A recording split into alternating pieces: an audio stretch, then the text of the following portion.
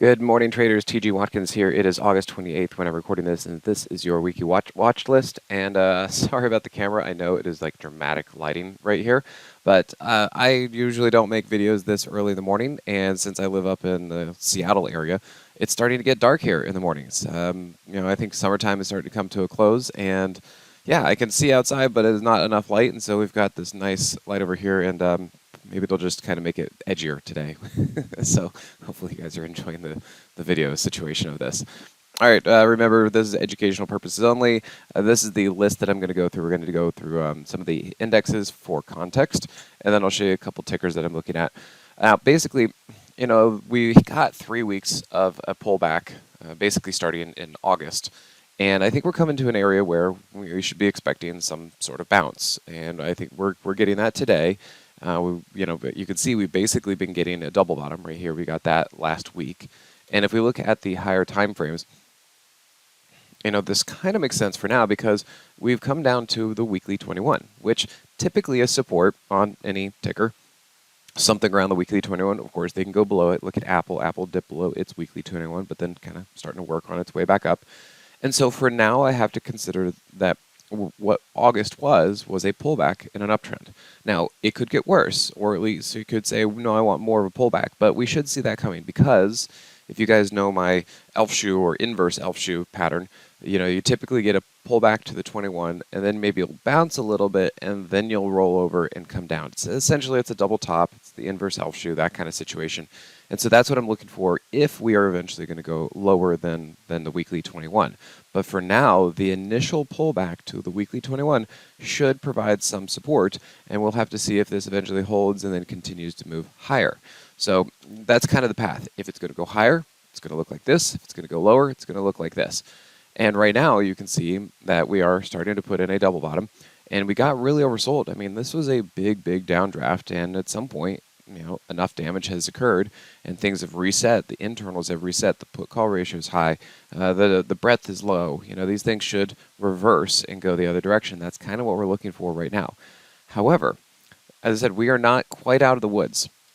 So even if we do start to move up, look at the distance between the 50 and the 200. That's a big distance. So there's a lot of work that price is going to have to do in order to bring the 50 close to the 200 or even bring the 50 over the 200. So it's a ways out. So that's going to take some time. The other thing we have to be cautious about is that the hourly 200 is in a downtrend. And if the market wants to go lower, then what I can see is us kind of pulling up like this, running into the 200, and then we roll over again. So that's why we need to be careful that even though we are seeing some strength in through here, we don't know if this is like strength to resume the uptrend or if this is actually going to kind of just end up being some sort of bear flag and then we roll over even further. We just don't have enough information yet, but what I can tell you is that 50 below the 200, that's an issue, and the Moxie indicator is still below 0. Okay, so we've got some work that the market needs to do, and eventually I will say we do have a red Moxie price trigger on the daily chart. So yes, that can change. This could be just a really deep pullback, and we could eventually regain and go up. But if it doesn't, then yes, that's going to be a problem. So we are still very much in a transitional period right here, and we don't quite know if we're going to really go up or if this is going to be a kind of a bounce or a bear flag until we go lower again. Okay, so we just don't have that much information. On the IWM, if I did want to lean on the bullish side, and again, this is just a pullback initially, is this pullback came right into the weekly 50, the weekly 30, the 8 is over the 21, all these kind of things. And you can see it's been basing for a year. We have positive divergence. And we'll have to see the Moxie indicator looks like it's going to be firing. Now, we need to have that actually print. So remember that this bar is active until you get the next new bar. And then you can also see here that we pulled back into the monthly 10 and the monthly 50. So, on first look, I'm saying, hey, this pullback looks like it's to strength. It's pulling back into support, just like the SPY is pulling back into the weekly 21. And I would like to think I'm going that direction. But we just need to be prepared that what if it doesn't work out? And we need to make sure that this bounce doesn't morph into some more weakness. And so as we continue watching this stuff, we'll see with individual setups if they continue to work and be prominent, or if they just start to disintegrate and just don't work and keep failing. Those will be our metrics. And then we can look at the semis. And the semis also have pulled back to their weekly 21, which is an area that I would expect, to be support. We've seen this in the past. And the other thing is, assuming this channel is accurate, you can see here we have now made it all the way back down to the lower channel. And so that's another thing that I've been talking about to the Moxie subscribers and saying, hey, we should look for this. And I think that we at least need to see it kind of revert back down there, and now it has. And so there are two pieces of information here that say this could be good. Now we just need to make sure it actually works and doesn't continue to fail that area. And we can see here we've got the double bottom, we've got positive divergence. We're working on it. It still has a fair amount of effort, because you do still have the 50 below the 200, and the 200 is in a downtrend for now, but that can kind of change. So these are moving things that we need to pay attention to and watch as time goes on to see which way the market wants to go with it. We also need to see the 8 narrow, the 8 and 21 distance narrow, and we need to see the 8 get over the 21, just like we saw back here. Now, like I said at the beginning of this, with the red Moxie price trigger on the SPY, I said, yeah, this is going to be a thing, we need to watch it, but it can change. You can see here where it went from red to green, and it just, pullback was pretty deep, and then it fired. So we just need to be aware of this. This could just be a pullback really deep, and then it could fire green again. So again, these are living, breathing things, and we just have to watch them. All right, LWLG, kind of going to start from the higher time frames. The thing that is kind of catching my eye is that this thing has obviously been on a downtrend for a long, long time. Same thing with a lot of individual tickers. But look what it did. It finally popped up and over the monthly 10, and then basically, it's pulled back, but look, it is still sitting on the monthly 10. It looks like it should be pretty good. And then you can see here, same thing popped up over the weekly 50, and it's basically been pulling back into the weekly 50, the weekly 21, the weekly 30, and the weekly 8 is positive over all these things. So then we come over here to the daily and the hourly, and this is also a good example of what I was talking about with the SOXX and the SPY, where I said, hey, we need to watch the 8 and 21 on the daily chart get closer and closer, and so that they can cross. Notice how this ticker has really just gone sideways, and that's possible for the indexes to do too. They don't have to just bounce right up and resume an uptrend. They can take their time, and I think that's another thing to consider, is that we could actually just go sideways and chop for a while. And you'll also notice with LWLG, the distance between the 50 and the 200, like I pointed out on the semis, and the SPY on the hourly chart. And so that's why I said we've got some work to do in order to narrow the distance between the 50 and the 200, so that maybe eventually the 50 can get closer to the 200 and then cross over it if it's going to be bullish. So here's an example of something that just took some time. It hasn't fallen apart, but it also hasn't really screamed higher. And maybe the SPY does this. We'll have to keep watching. So just be aware. It could be in. I think it's going to take time. Is kind of the biggest thing of what I'm trying to say.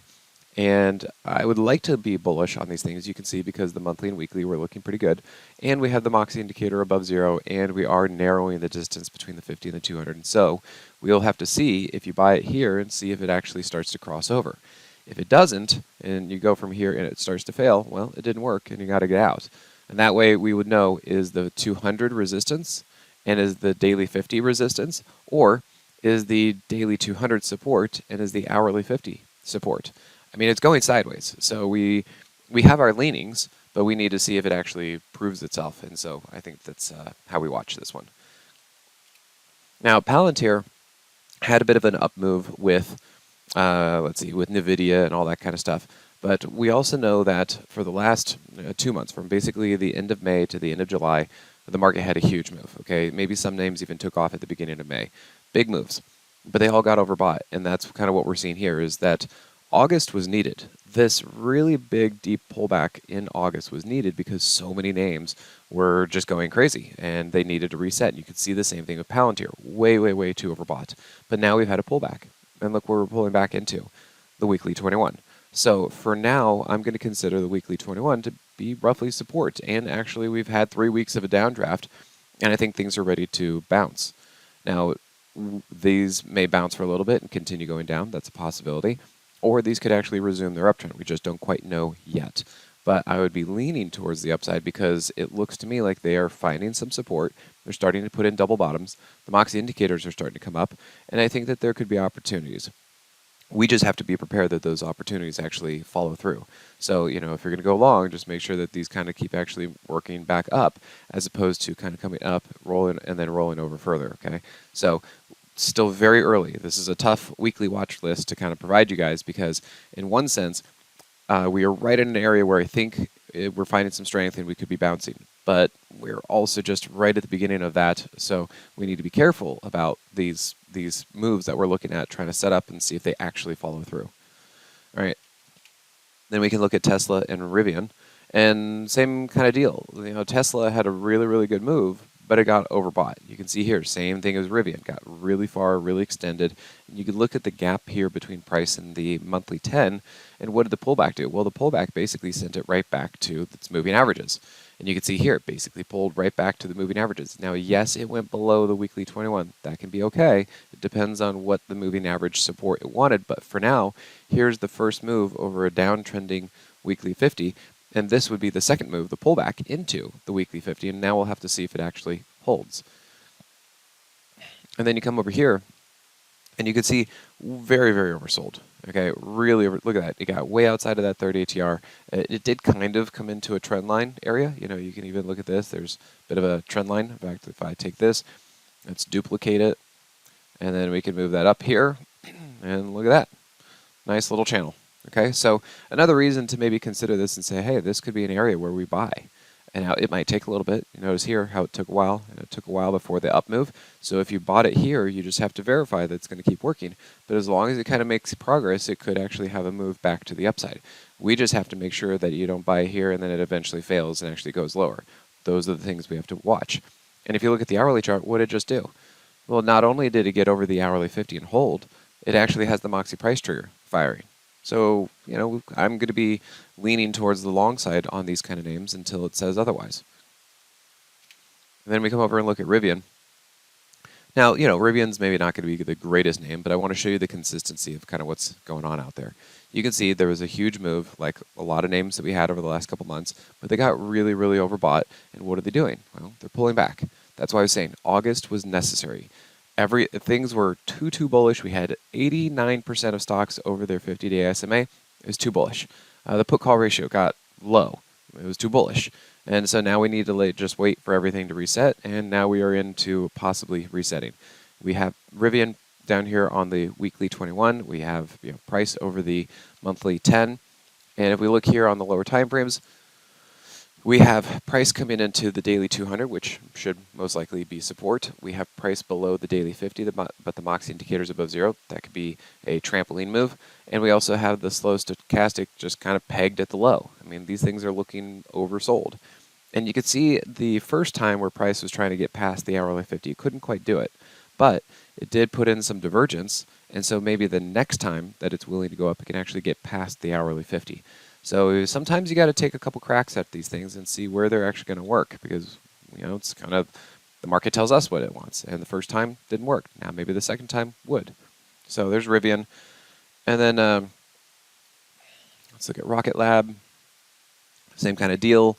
A lot of names had big moves, but notice how they got very overbought. And what are they doing? Well, they're coming back down to their weekly 21s, and even this has come back down into a previous support area, previous price area. So now we need to see if the weekly 21 is going to be an area of support. And if you come over here and we look at the daily and the hourly, what are we starting to see? Well, we might be putting on a level here, and the Moxie indicator is starting to go up.